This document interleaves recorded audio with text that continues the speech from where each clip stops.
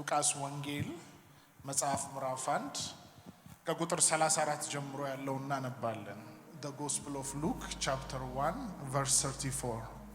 I'm preaching today, the Holy Spirit shall come upon you. The title is that, okay?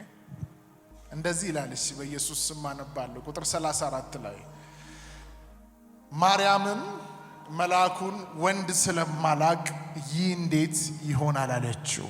መልአኩም መልሶ እንዲህ አላት፣ መንፈስ ቅዱስ ባንቺ ላይ ይመጣል፣ የልዑልም ኃይል ይጸልልልሻል። ስለዚህ ደግሞ ካንቺ የሚወለደው ቅዱስ የእግዚአብሔር ልጅ ይባላል። ሃሌሉያ። መንፈስ ቅዱስ ባንቺ ላይ ይመጣል የሚለውን ቃል ነው ዛሬ ማካፈላችሁ። መልአኩ ለማርያም መጥቶ የተናገረውን ቃል ማለት ነው። Go ahead. Our today's verse is Luke chapter 1 verse 34. Then said Mary unto the angel, How shall this be, seeing I know not a man? And the angel answered and said unto her, The Holy Ghost shall come upon thee, and the power of the highest shall overshadow thee. Therefore also that the holy things which shall be born of those shall be called the Son of God. Hallelujah. መሐል ላይ እንግሊዘኛው መጽሐፍ ሲናገር how shall this thing be ይላል። ከዛ በኋላ ደግሞ የመላእኩ መልስ ደግሞ ምን አለ? Holy Ghost shall come upon you አለ። አንደኛ ማርያም ለመላእኩ ምን ብላ መለሰችለት? የመጣላት የምስራች እጅግ ለማመን የሚከብድ ስለሆነ ይህ እንዴት ሊሆን ይችላል አለች። ይህ እንዴት ሊሆን ይችላል? ከኔ ጋር በሉት እስቲ። አሁን ደግሞ መልአኩ የመለሰላትን መልስ እናንተም እመኑና መልሱ። መንፈስ ቅዱስ ባንቺ ላይ ይመጣል። አንዳንዶች ደግሞ ለራሳችሁ መልእክቱን ወሰዱና መንፈስ ቅዱስ በኔ ላይ ይመጣል በሉ። እንዴት ሊሆን ይችላል ባለችው ነገር ላይ የመልአኩ መልስ ይህ ነው። የመልአኩ መልስ መንፈስ ቅዱስ ባንቺ ላይ ይመጣል። አቤሲት ቁጭ በሉ። በዚህ ምዕራፍ ላይ ስትመለከቱ በሉቃስ ወንጌል መጽሐፍ ምዕራፍ 1 ላይ ማርያም በነበረችበት ስፍራ ላይ የምስራች ይዞ አንድ መልአክ ተገለጠ። ይህ መልአክ ማን ነው? ገብርኤል ነው። ይዞ የተገለጠው የምስራች ለማመን የሚከብድ በተፈጥሮ በሳይንስ ወይንም በሰው ዓለም ውስጥ ሆኖ የማያቅ ሊሆንም የማይችል እጅግ ለማመን የሚከብድ የምስራች ነው ማርያም ጋር ይዞ የመጣው ይህ መልአክ። መላእክቶች እንግዲህ ምድር ከተፈጠረ ጀምሮ የሰው ልጅ እዚህ ምድር ላይ መኖር ከጀመረ ጊዜ ጀምሮ መጽሐፋችን ሲናገር የምስራች ይዘው ይመጣሉ ከእግዚአብሔር ዘንድ ተልከው። ይህ የምስራች ግን በጣም የሚለይ ነው። ብሉይ ኪዳን ላይ የነበሩ ጥቂት ነቢያቶች አይተውታል። ለምሳሌ ኢሳይያስን ስትወስዱ ድንግል ትጸንሳለች ወንድ ልጅ ትወልዳለች ብሎ ተንብዮአል። ከ700 ዓመት በፊት ሆኖ ነገር ግን የኢየሱስ ክርስቶስን መወለድ ተመልክቷል። እሱ በነቢያት መንፈስ ወይንም ደግሞ መንፈስ ዓለም ተገልጦለት በርቶለት ስላለ ያን ቃል አምኖ ተናገረ እንጂ የሚሰሙት ሰዎች አሜን ብለው አጨብጭበው አልተቀበሉም። ድንግል ትጸንሳለች ወንድ ልጅ ትወልዳለች ሲል ትንቢት ሲናገር ማንም ሰው በሰዓቱ አላመነውም። መልአኩ ለማርያም መጥቶ ይህንን የምስራች ሲነግራት ሰማች። ሰላምታው ደስ ይላል። የመጣበት አፕሮች እጅግ ሰዋዊ ከሆነ ሰላምታ ሰዋዊ ከሆነ ሐሳብና መልእክት እጅግ ውጪ የሆነ ነው። ይህ መልአክ መጥቶ ያንን መልእክት ከነገራት በኋላ ማርያም እንደዚህ ያለች፣ ይህ እንዴት ሊሆን ይችላል? በሉት እስቲ መጨረሻ አያችሁ፣ ይህ እንዴት ሊሆን ይችላል አለች። ለምሳሌ ለ40 ዓመት ለ50 ዓመት ያልወለዱ ሰዎች ተጋብተው መካን የነበሩ ሰዎች ሲወልዱ በታሪክ ሰምታለች። እንደዛ ቢሆን ታሪኩ መጥቶ መልአኩ ወንድ ልጅ ትወልጃለሽ ቢላት እሺ ብላ ምና ልትቀበል ትችላለች። አይታችኋል። በዚህ ምዕራፍ ላይ ዘካርያስ የሚባል አንድ ሰው አለ። ያ ሰው እንኳን መጥቶ አንድ መልአክ መጥቶ ሲነግረው ጸሎት ተሰምቷል ብሎ መልእክቱን ሲያሰማው የምስራችን ሲያሰማው ለማመን ከብዶት ነበር። ለረጅም ጊዜ የጣለውና የረሳው የጸሎት ርዕስ ስለሆነ ማለት ነው። እቺ ሴት ሰምታ ማታቀው አስባ ማታቀው የምስራች ነው ወደ ህይወቷ የመጣው። ወንድ ልጅን ትወልጃለሽ፣ እሱም የእግዚአብሔር ልጅ ነው፣ ምድርን ይገዛል፣ ሰዎችን ከኃጢአት ሁሉ ከጨለማ ሁሉ ያድናቸዋል የሚል መልእክት ሰምታለች። ስለዚህ ለመልአኩ እንዴት ሊሆን ይችላል አላት። ከዛ በኋላ በጣም ይገርመኛል የመልአኩ መልስ። በራሴ አቅም፣ በራሴ ኃይል፣ በራሴ ብርታት ይህ ነገር ይሆናል አላለም። እሱ ራሱ ሪፈር ነው የጻፈው። መላእክቶች መስራት ማይችሉት ነገር አለ፣ ማድረግ ማይችሉት ነገር አለ። የምስራች ይዘው መምጣት ይችላሉ፣ መዋጋት ይችላሉ፣ ፋይት ማድረግ ይችላሉ፣ በርን ማስከፈት፣ በተለያየ አይነት አቅጣጫ ያማኞችን ህይወት ፕሮቴክት ማድረግ ይችላሉ። እዚህ ጋር ግን ከሱ ራሱ አቅም ውጪ እንደሆነ ስለገባው መልአኩ ምን አለ? መንፈስ ቅዱስ ባንቺ ላይ ይመጣል አላት። አንድ አማኝ ካለ ጮሆ አሜን ይበል። መንፈስ ቅዱስ ባንቺ ላይ ይመጣል። አንዳንዴ እግዚአብሔር ብዙ ነገር ተናግሯችሁ፣ ብዙ የተስፋ ቃል ሰጥቷችሁ፣ እጅግ ለማመን የሚከብዱ ነገሮችን ሰምታችሁ አይታችሁ ያ ነገር እንዴት ሊሆን ይችላል ብላችሁ አይምሯችሁ እጅግ ተፈትኖ ብዙ አስባችሁ ሊሆን ይችላል። መልሱን እዚህ ጋር ታገኙታላችሁ። በመንፈስ ቅዱስ ኃይል፣ በመንፈስ ቅዱስ ጉልበትና ብርታት እንዴት ሊሆን ይችላል ያላችሁት ነገር ይሆናል፣ ይሆናል፣ ይሆናል በኢየሱስ ስም። ዛሬ እንኳን እንዴት አድርጌ ከዚህ ጤንነት ከዚህ ከታመምኩበት ነገር ወጣለሁ ብላችሁ የመጣችሁ፣ እንዴት አድርጌ 2018 እግዚአብሔር ወደ ተናገረኝ ምዕራፍ ገባለሁ ያላችሁ፣ እንዴት አድርጌ የኔ ታሪክ፣ የኔ አገልግሎት፣ የኔ ስራ፣ የኔ ጤንነት ይቀየራል ያላችሁ፣ ከዚህ ቤት ሳትወጡ መንፈስ ቅዱስ በእናንተ ላይ ይመጣል። መንፈስ ቅዱስ በእናንተ ላይ ይመጣል። ይመጣል በኢየሱስ ስም። ይመጣል በኢየሱስ ስም። ይህ መንፈስ ደካማው ጋር ሲመጣ እንዴት ማበርታት እንደሚችል ያውቃል። የፈራረሰ ታሪክ ጋር የተበላሸ ጤንነት ጋር መጥቶ እንዴት አድርጎ ውብ አድርጎ አሸብርቆ እንዴት አድርጎ ምቹ አድርጎ ማቆም እንደሚችል ያውቃል። ማን? መንፈስ ቅዱስ። መንፈስ ቅዱስ። ስለዚህ መልአኩ ያላት ምንድነው? መንፈስ ቅዱስ ባንቺ ላይ ይመጣል። እንዴት ሊሆን ይችላል ባለችው ነገር ላይ መንፈስ ቅዱስ ባንቺ ላይ ይመጣል። ዛሬ ለአንድ ሰው መልእክት አለኝ። እንዴት ሊሆን ይችላል ባላችሁት ጉዳይ ላይ፣ ግራ በገባችሁ ምዕራፍ ላይ፣ ብዙ ባሳሰባችሁ ጉዳይ ላይ ከዚህ ቤት ሳትወጡ ታሪክን የሚያድስ ወደ ሌላ ምዕራፍ የሚያስገባ መንገድ በሌለበት መንገድ የሚያወጣ ነገሮቻችሁን የሚያድስ መንፈስ ቅዱስ በእናንተ ላይ ይመጣል። ይመጣል በኢየሱስ ስም። ይመጣል በኢየሱስ ስም። ይመጣል፣ ይመጣል፣ ይመጣል፣ ይመጣል፣ ይመጣል።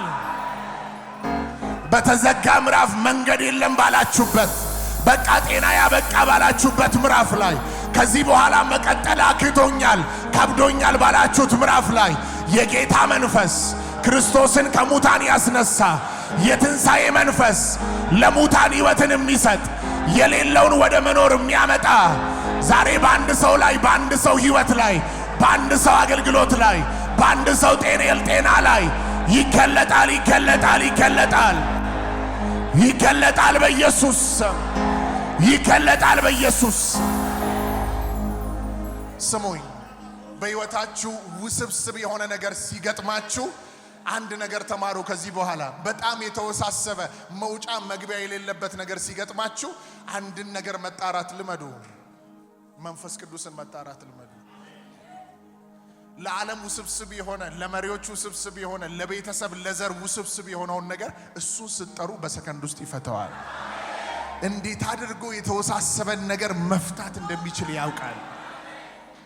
አይደለም የተወሳሰበውን ነገር የለም ብላችሁ ከናንተ የተወሰደውን ነገር ራሱ ማምጣት ይችላል። ሞተ ያላችሁትን ነገር ማስነሳት ይችላል። አዎ፣ ይህ መንፈስ ለሙታን ሕይወትን ይሰጣል፣ የሌለውን ወደ መኖር ያመጣል። ኢዮብ እንደዚህ ያለ አንድ ስፍራ ላይ መንፈስ ፈጠረኛል፣ ሁሉን የሚችል አምላክ እስትንፋስ ሰጠኛል። ይህ መንፈስ ፈጣሪም ጭምር ነው።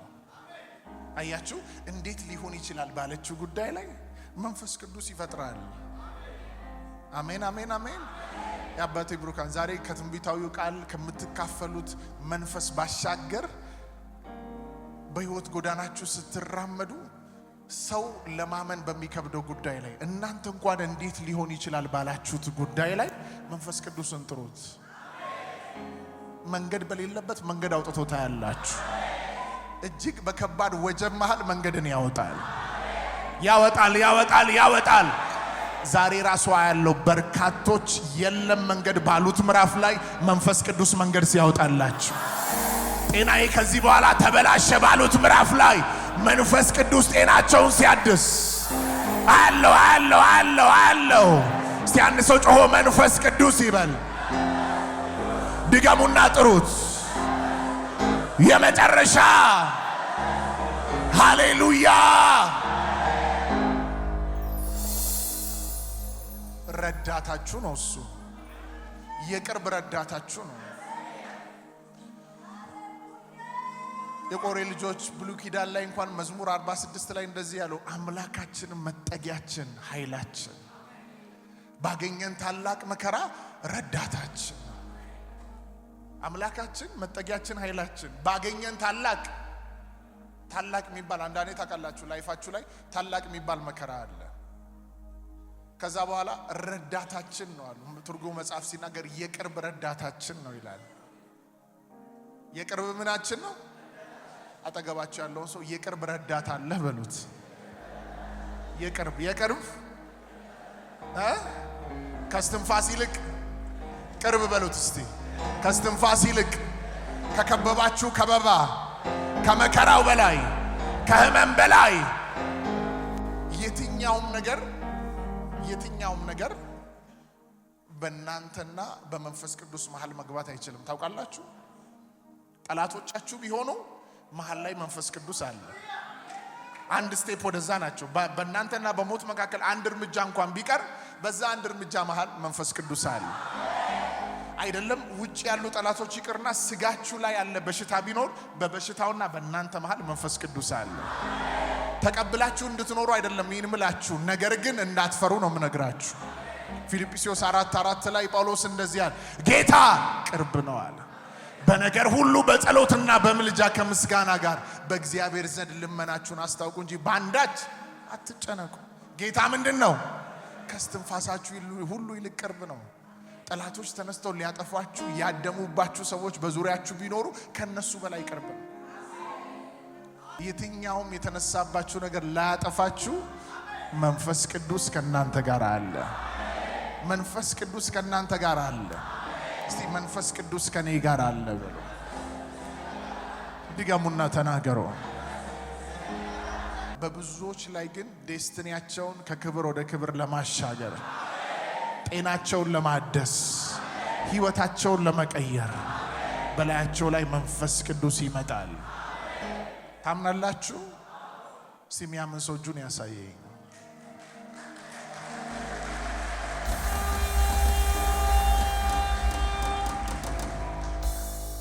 ከኔ ጋር እንደዚህ በሉ። የመጨረሻ እንዴት ሊሆን ይችላል ባልኩት ነገር ላይ በሉ እስቲ። ሁሉን የሚያስችል መንፈስ በኔ ላይ፣ በአገልግሎቴ ላይ፣ በጤናዬ ላይ፣ በስራዬ ላይ፣ በቤቴ ላይ እስቲ 3 ጊዜ ጩና ይመጣል በሉ። 1 2 ይመጣል። የመጨረሻ አሜን። ይመጣል በኢየሱስ አሜን። ይመጣል በኢየሱስ አሜን። ይመጣል በኢየሱስ አሜን። ይህ ደግሞ ልባችሁ ላይ ይቅር። ምን ልባችሁ ላይ ይቅር? አገልጋዮች እንደገና በዚህ ያላችሁ የአባቴ ብሩካን መጽሐፍ በዓለም ሳላችሁ መከራ አለባችሁ፣ አይዟችሁን ያለምን አሸንፌአለሁ አለ። በየትኛውም መከራ መሃል እንድታሸንፉ የሚያደርጋችሁ መንፈስ፣ ድል እንድትቀዳጁ የሚያደርጋችሁ መንፈስ ከናንተ ጋር አለ። ጥሩት። አሜን። እናንተ ከኔ ጋር አለ ብሎ መተኛት ብቻ አይደለም። አዎ ከናንተ ጋር አለ። ነገር ግን መጣራት፣ ድምጽን ማሰማት፣ መጮ ያስፈልጋል። ዘካርያስ መጽሐፍ ምዕራፍ 4 ላይ ዘሩባቤል የሚባል ሰው አለ። ይህ ዘሩባቤል የሚባል ሰው አንድ ጊዜ ቃሉን እያነበብ ከረጅም ዓመት በፊት አንተ ታላቅ ተራራ ሆይ በዘሩባቤል ፊት ደልዳላ ሜዳ ትሆናለህ የሚለውን ኮንሰፕት ዘሩባቤል ፊት የነበረው ተራራ ምንድነው ብዬ በጣም ጊዜ ሰጥቼ ማየት ጀመርኩኝ። ታውቃላችሁ ኢየሱስም በአዲስ ኪዳን ማርቆስ 11 ላይ ሲናገር ማንም ሰው በልቡ ሳይጠራጠር ይህን ተራራ ተነቅለ ወደ ባህር ተተከል ቢለው ይሆናል አለ። እያወራ የነበረው ፊዚካሊ ምድር ላይ ስላለ ተራራ አይደለም። ብዙዎቻችሁ አሁን በተለያየ አይነት አቅጣጫ ከፊታችሁ ተራራ ኖሮባችሁ መታችሁ ይሆናል። አንዳንድ ሰው ችግር፣ አንዳንድ ሰው በሽታ፣ አንዳንድ ሰው ማጣት፣ ድህነት፣ አንዳንድ ሰው በተለያየ አይነት አቅጣጫ መልክ ስም ኖሮት ተራራ ተብሎ ህይወቱ ላይ ተቀመጠ ሊኖር ይችላል። ዘካርያስ ምዕራፍ 4 ላይ እግዚአብሔር ለዘሩባቤል አንድ መልእክትን አስላከ። ይህ መልእክት ደግሞ እንደዚህ ነው ይላል፣ በመንፈሴ እንጂ በኃይልና በብርታት አይደለም። ይህ ሰው ከቃሉ ስታነቡ በራሱ ብርታትና ኃይል ብዙ እየታገለ እንደነበረ ያስታውቃል። በቃሉ እግዚአብሔር መጥቶ በተናገረው ነገር ላይ ስታዩ እውነትም ይህ ሰው እንደነ ዳዊት እንደነ ሰለሞን ማይቲ የነበረ ሰው አልነበረም። በፋይናንስ ይሁን ሰዎች አብረውት የቆሙ ሰው አልነበረም። ብዙ ሰው አጠገቡ የለም። መቅደሱን ለመስራት እግዚአብሔር ሊሰራ የሰጠውን ሚሽን አኮምፕሊሽ ለማድረግ ብዙ ህዝብ ዋይ ብሎ ከሱ ጋር የወጣ ሰው አልነበረም። ብዙ ፋይናንስ የነበረው ሰው አልነበረም። ለምሳሌ ዳዊትን ካያችሁ የሆነ ነገር ሊሰራ ሲነሳ ማታ አስቦ ጠዋት ለመስራት ይነሳል። ልክ ለመስራት ሲነሳ ብር ለማሰባሰብ እዚህ እዛ አይሄድም። ሁሉ ነገር እጁ ላይ ስላለ ይሰራል ተነስቶ ማለት ነው። እንደዚህ አይነት የምድር ዌልዝና አቅም ብርታት አልነበረውም ይህ ሰው። ስለዚህ የራሱ ኃይልና ብርታት የትም እንደማይወስደው አውቋል። ነገር ግን ያለና የሌለውን ኃይሉን እየተጠቀመ በራሱ ብርታትና ኃይል ለመስራት ይተጋ ነበር። እግዚአብሔር የሆነ ሰዓት ላይ ወረደና እንደዚህ ያለው በመንፈሴ እንጂ በኃይልና በብርታት አይደለም። በራስ ብርታትና ኃይል የትም አትደርስም፣ በመንፈሴ ግን ያ ከፊት ያለው ተራራ ሜዳ ይሆናል አለ። ከዛ አንተ ታላቅ ተራራ ሆይ በዘሩባቤል ፊት ምንድነው? ደልዳላ ሜዳ። ከመሆን ተናገሩ። ደልዳላ ሜዳ በመንፈስ ቅዱስ ኃይል ስሙኝ። በራሳችሁ ብርታትና ኃይል አልወድቅ ያለ አልነሳ ያለ ህይወታችሁን፣ ዘመናችሁን፣ አገልግሎታችሁን ተራራ ሆኖባችሁ እየተፈታተነባችሁ ያላችሁ ሰዎች ዛሬ እግዚአብሔር እንዲህ ብሎ ተናግሮኛል። መንፈስ ቅዱስ በእናንተ ላይ ይመጣል። ይህን ኮንሰፕት ስሙ ስለሌላ አይደለም። አዎ ግን በልዩነት እንደ ኃያል እንደ ጨካኝ ታሪክን ለመቀየር፣ ጤናችሁን ለመቀየር፣ ስራችሁን፣ መንገዳችሁን ለማደስ ይመጣል በኢየሱስ አሜን። ይመጣል በኢየሱስ አሜን። ያን ጊዜ ለዘሩባቤል የመንፈስ እርዳታ በተገለጠ ሰዓት ላይ ዘሩባቤል የጀመረውን ጨረሰ። አጠገባችሁ ያለውን ሰው የጀመርከውን ትጨርሳለህ በሉት። ራእይ ያላችሁ ሰዎች በራሳችሁ ብርታትና ኃይል የከበዳችሁ ዛሬ የመንፈስን እርዳታ ተቀብላችሁ ትሄዳላችሁ። የመንፈስን እርዳታ የተቀበለ ሰው የትኛው ተራራ ያስቆመዋል? የትኛው ሰይጣን፣ የትኛው የጨለማ ስራ ከፊቱ ቆሞ ሊያስቆመው አይችልም። እንዴት ሊሆን ይችላል ባላችሁት ጉዳይ ላይ ማን ይመጣል? መንፈስ ቅዱስ በሉ እስቲ ተናገሩ። ድጋሙ መንፈስ ቅዱስ። ይህም ብያችሁ ልጨርስ። አንዳንድ ሰው ከዚህ ሲወጣ ያለው ትላንትና ያስጨነቀውን ያስፈራራውን ነገር ይሄድና ይገነጣጥለዋል። አልከፈት ብሎ ሲታገል የነበረውን ነገር ከፍቶ ገንጥሎ ይገባል። አሜን። ስሙኝ፣ ሳምሶንን ከመንፈስ ቅዱስ ጋርና ሳምሶንን ያለ መንፈስ ቅዱስ አስቡት። ሳምሶን መንፈስ ቅዱስ በሱ ላይ ሲመጣና ሳምሶን መንፈስ ቅዱስ በሱ ላይ ሳይመጣ አስቡት እስቲ።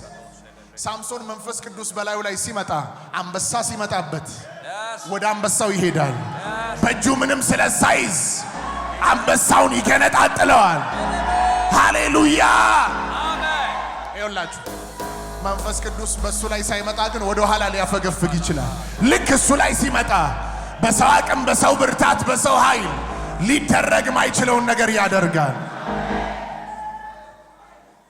ይህም ብያችሁ ልጨርስ እስቲ። አሁን ሁል ጊዜ ሳስብ ሳምሶን ጓደኛችሁ ቢሆን አስቡት እስቲ። ሳምሶን አሁን ያንዳችሁ ጓደኛ ቢሆን ተነስ ይልና ወይ ደግሞ ተነሽ ይልሽና ጫካ ገብተን ነይ ወይምና ጫካ ገብተን 300 ቀበሮ ይዘን እንምጣ ይላል አንድ ቀበሮ ለመያዝ እንዴት እንደሚያታግል ሳምሶንን ተመልከቱት። አሁን እኛ በዚህ ዘመን እኛ ጓደኛ ቢሆን እና ጫካ ሄደን 300 ቀበሮ እንያዝ ሲል ይሄ ሰውዬማ በቃ ትንሽማ ሊጸለይለት ያስፈልጋል ነው ምንለው። ለዚያውም 300 ቀበሮ ይዞ ምን እንደሚያደርግ ታውቃላችሁ? ሁለት ያደርጋል፣ ጭራቸውን ያስራል። ከማን ጋር መሰላችሁ? እንዴት አሁን ለምሳሌ ይሄ ሰው 300 ቀበሮ ይዛለሁ ብሎ ቢያስጨንቃችሁ እንዴት አደርገም ያዝ ትችላል? እንዴት ይቻላል ነው የምትሉት። እሱ ግን ያውቃል፣ ብሉይ ኪዳን ላይ ሆኖ ፕሪንሲፕሏን ያውቃል። ለዚያውም ይዞ ራሱ እኮ ማለት ነው እሳት ችቦ ለኩሶባቸው እሳት አድርጎባቸው ቀበሮቹ ምን ይላቸዋል መሰላችሁ? ወደ እስራኤል ሳይሆን ወደ ፍልስጤም ያዛቸዋል። ጭራሽ ቀበሮ ይታዘዛል። አሜን አትሉ? አሜን። ለዚህ ወደ ፍልስጤም ሰፈር ገብታቸው ቤቱን አንድዱ ይላቸዋል። ቀበሮቹ ሰምተው ከዛ በኋላ ሁለት ሆኖ እንደታሰሩ አንድ ላይ ሄደው ይገባሉ። ይህን ሰው ተመልከቱ። የከተማ መዝጊያ በር። አሁን ስለ በር ሳውራ ነው ይሄ ቃል ወደ ውስጥ የመጣው። የከተማ መዝጊያ በር 10 ሰው የሚዘጋውን እሱ ለብቻው ይነቀልና በጀርባው ላይ አድርጎ ሩቅ ተራራ ላይ ወስዶ ከተራራ ላይ ወደ ሌላ አቅጣጫ ይጥለዋል። አንዳንዶቻችሁ በዘራችሁ ላይ፣ በቤታችሁ ላይ፣ በመንገዳችሁ ላይ በር ላይ ዘጋ ከፍታችሁ አይደለም የምትገቡት። በመንፈስ ቅዱስ ኃይል ግን የሚገነጥሉ ሰዎች አሜን። ይኸው የተከፈተ በር ሊዘጋ ይችላል፣ የተገነጠለ በር ግን አይዘጋም። አሜን። አይዘጋም። አሜን። እስቲ አንድ ሰው ረዳት አለኝ የሚል ሰው መንፈስ ቅዱስ በኔ ላይ ይመጣል በሉ። መንፈስ ቅዱስ በኔ ላይ ይመጣል። ፓራዶስ አውጆ ሆነ። መንፈስ ቅዱስ በኔ ላይ ይመጣል። ድገሙና ተናገሩ። መንፈስ ቅዱስ በኔ ላይ ይመጣል። ክብር ለኢየሱስ ይሁን። ዛሬ ማክሰኞ የምትለው ቀን ላይ ብቻ ተካፍላችሁ እንድትወጡ ብቻ ሳይሆን የመንፈስ ቅዱስን ሉዓላዊነት፣ ታላቅነት፣ ረዳትነት፣ ኃያልነት ተረድታችሁ በየዕለቱ በተወሳሰበው ነገር ላይ፣ በተጨነቃችሁበት ነገር ላይ የሱን እርዳታ እንድትጣሩ ነው። ክብር ለኢየሱስ ይሁን። መጽሐፍ እግዚአብሔር ተገኝቶ ባለበት ጊዜ ጥሩት ይላል። ከናንተ ጋር አለ። ልትጠሩት እንዲገለጥ በሕይወታችሁ ላይ እንዲሰራ ልታወሩት ይገባል። ክብር ለኢየሱስ ይሁን።